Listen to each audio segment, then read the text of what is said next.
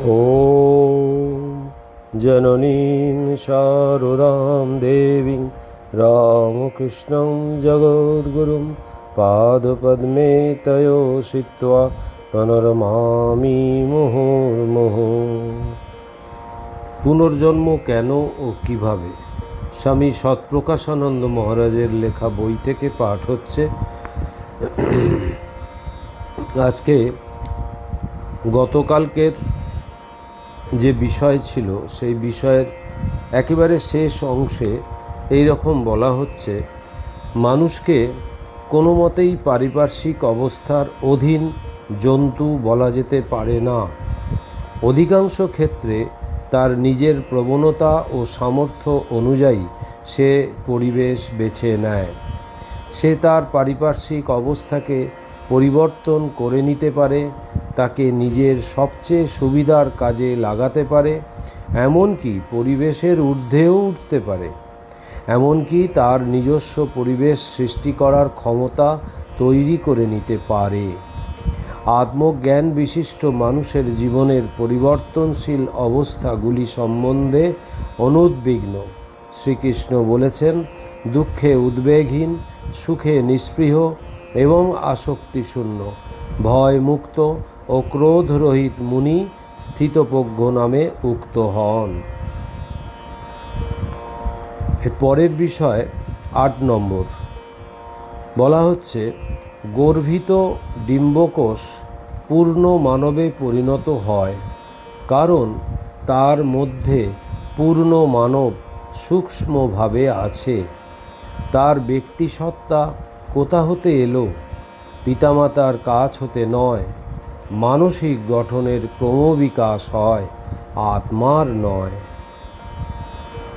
আধুনিক প্রজনন শাস্ত্র মতে কোনো ব্যক্তির অস্তিত্বের আদি অবস্থা হল গর্ভিত ফার্টিলাইজড ডিম্বকোষ বা জাইগোট, যে দেহকোষটি শুক্রকীট ও ডিম্বকোষের মিলনের ফলে সৃষ্টি হয়েছে।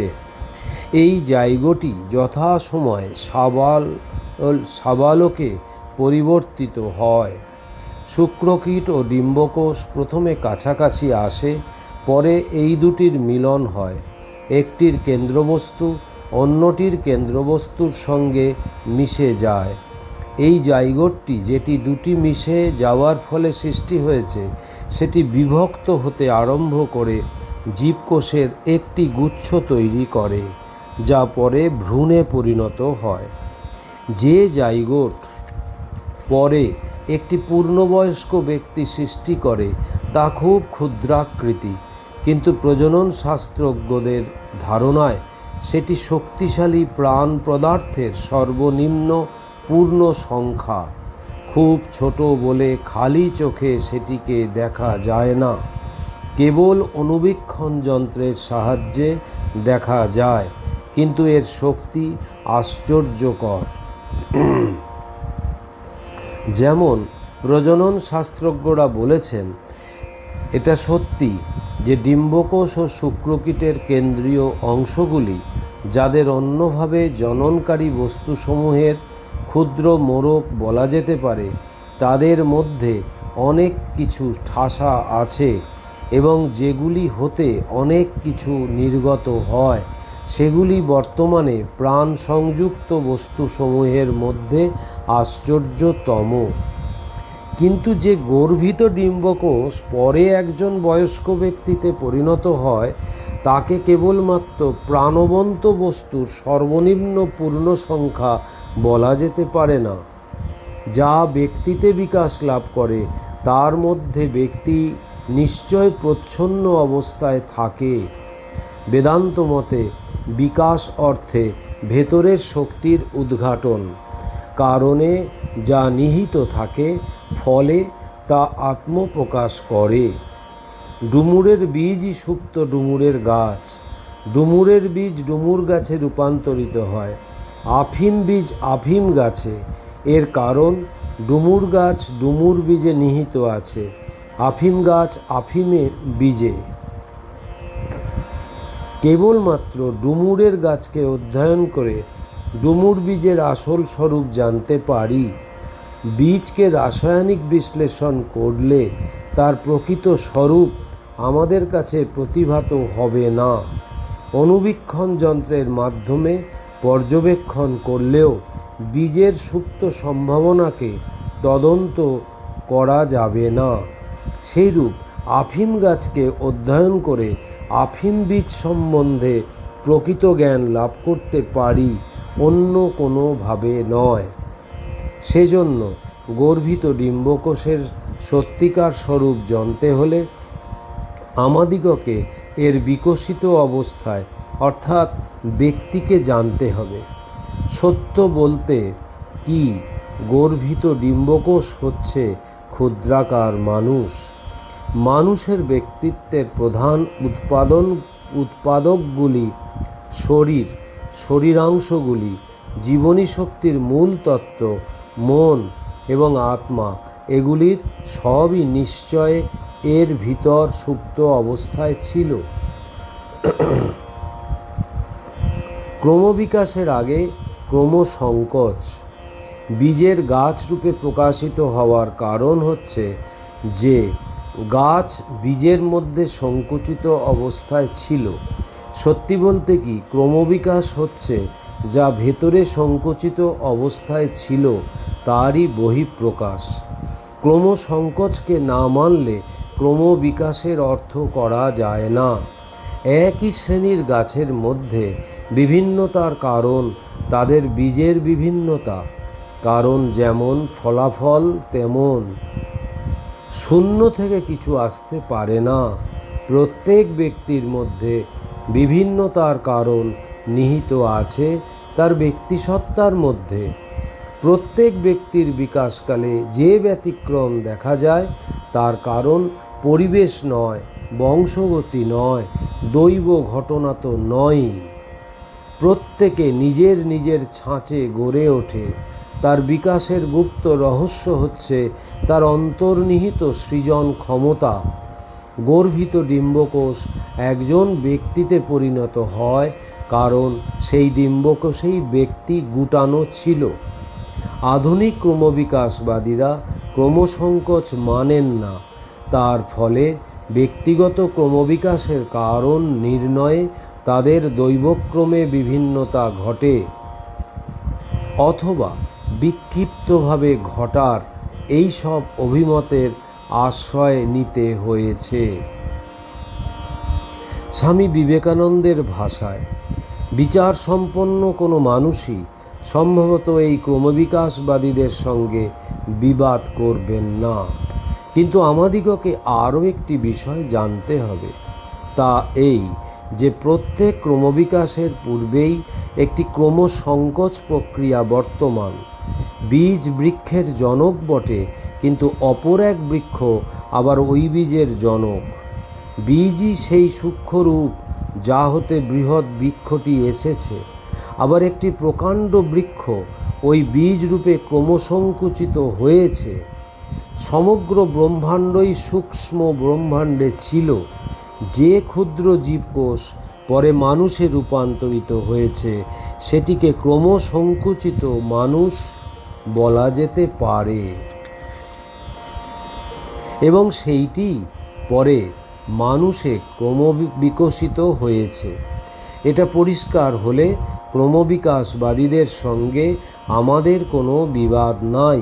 কারণ আমরা দেখতে পাব যে তারা যদি এই ক্রমসংকোচ প্রক্রিয়াটি স্বীকার করেন তাহলে তারা ধর্মের বিনাশক না হয়ে সহায়ক হবেন। মানুষের ব্যক্তিত্বের মূল উপাদান হল জ্যোতির্ময় আত্মা, যিনি জ্ঞাতা হয়ে অন্তরে আছেন, যার জ্যোতি মানসিক ও দৈহিক কাঠামোকে ধরে রাখে এবং সেই কাঠামোর মাধ্যমেই প্রতীয়মান হন। এই চিরদীপ্তিমান অপরিবর্তনীয় আত্মার ক্রমবিকাশ নেই, ক্রমসংকোচ নেই, বৃদ্ধিহীন, অবক্ষয় রহিত। যেসব পরিবর্তনগুলি দেখা যায় তা কেবল মন ও প্রকৃতিকে বর্ণনা করে। এইসব বিভিন্ন প্রকার পরিবর্তনের ফলে জ্যোতির্ময় আত্মার ভিন্ন ভিন্ন রূপ প্রতীয়মান হয়।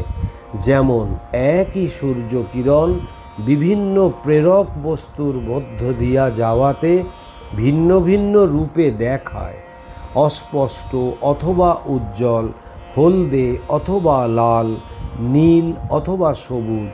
সেই রকম দেহযুক্ত মনের বিভিন্ন ধরনের বিকাশ অনুযায়ী আত্মচৈতন্য জ্যোতিরও প্রকাশ বহুভাবে হয়, যেমন বুদ্ধির তারতম্য, শক্তির তারতম্য, আনন্দের তারতম্য প্রভৃতি। গর্ভিত ডিম্বকোষে ভাবী জাতকের দেহমন জায়মান অর্থাৎ সদ্যগঠিত কিন্তু অতিশয় সক্রিয় অবস্থায় থাকে।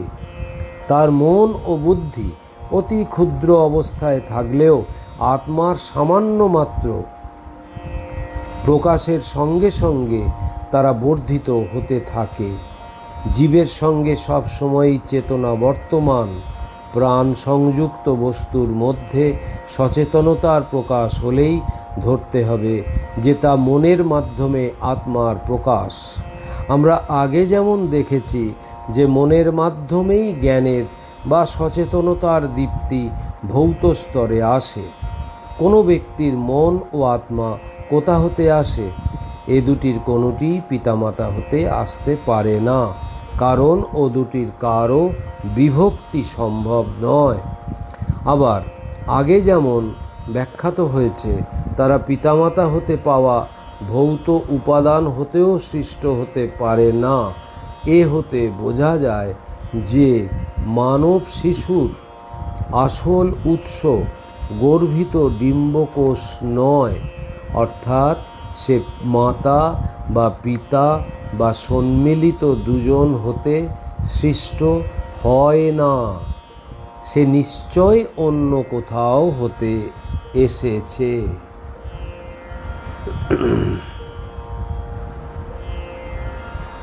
এর পরের বিষয় 9 নম্বরে বলা হচ্ছে একটি মানুষ কিভাবে জন্মায়।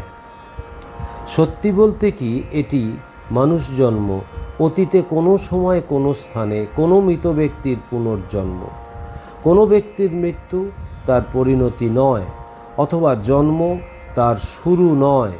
অর্থপূর্ণ মনুষ্য জীবনে দৈব ঘটনার কোনো স্থান নেই। মানুষ কিভাবে জন্মায় এ তথ্য জানতে হলে তার মৃত্যু কিভাবে হয় তা জানতে হবে। মৃত্যুতে আত্মা অর্থাৎ প্রকৃত মানুষ ভৌত দেহ ছেড়ে যান, কিন্তু সূক্ষ্ম কারণ শরীরকে সঙ্গে নেন। মন তার অন্য সব আধেয় বস্তু সমেত সূক্ষ্ম শরীরের অংশ। অতীত কর্ম, ইচ্ছাকৃত কর্ম, অভিজ্ঞতা এবং চিন্তা অনুযায়ী যেরূপ ছাপ মুমূর্ষু মনকে অধিকার করে, দেহত্যাগের সময় সূক্ষ্ম কারণ শরীরের সেই অনুযায়ী একটি সূক্ষ্ম ভৌতিক আবরণ তৈরি হয়। এই সূক্ষ্ম আবরণ তার পরবর্তী শরীরের জন্য সব রকম সম্ভাবনা বহন করে। কর্মের ফল অনুযায়ী সে উচ্চ বা নিম্ন স্তরে জন্ম নিতে পারে, কিন্তু সেই ফল ভোগের শেষে অবশিষ্ট কর্মটুকু তাকে মনুষ্য স্তরে নিয়ে আসে, কারণ সে কেবল মনুষ্য স্তরেই মুক্তির সুযোগ পায়। এটা মনে রাখা দরকার যে বন্দী বা অমুক্ত আত্মারই পুনর্জন্ম হয়, মুক্তদের নয়। বদ্ধ আত্মা যখন মনুষ্য জন্ম লাভের জন্য প্রস্তুত হয়, তার কর্মফল তাকে এমন পিতামাতার কাছে নিয়ে যায় যেখান হতে সে তার স্থূল শরীরের উপাদান পাবে। তখন তার পরিধানে যে সূক্ষ্ম আবরণ থাকে, সেই আবরণের প্রয়োজনীয় ভৌতিক উপাদান সংগ্রহ করার শক্তি থাকে। খাদ্যের মাধ্যমে সে তার উদ্দেশ্য পূরণের উপযোগী পুরুষ শরীরে প্রবেশ করে, সেই দেহের মধ্যে সেই শুক্রকীটে ঢোকে, যেটি পরে ব্যক্তি সৃষ্টি হবার সম্ভাবনাময় বীজে পরিণত হয়। এই বীজই মাতৃদেহে যথাযোগ্য ডিম্বকোষের সঙ্গে মিলিত হবার পর জাইগোট হয়ে অঙ্কুরিত হবার জন্য প্রস্তুত হয়। লিঙ্গগত জননকালে যে অসংখ্য শুক্রকীট ডিম্বকোষ কর্মক্ষেত্রে আসে, তাদের মধ্যে এ দুটিই হলো বিশেষ ধরনের স্ত্রী ও পুরুষ জনন কোষ, যারা সন্তানের জন্য দায়ী।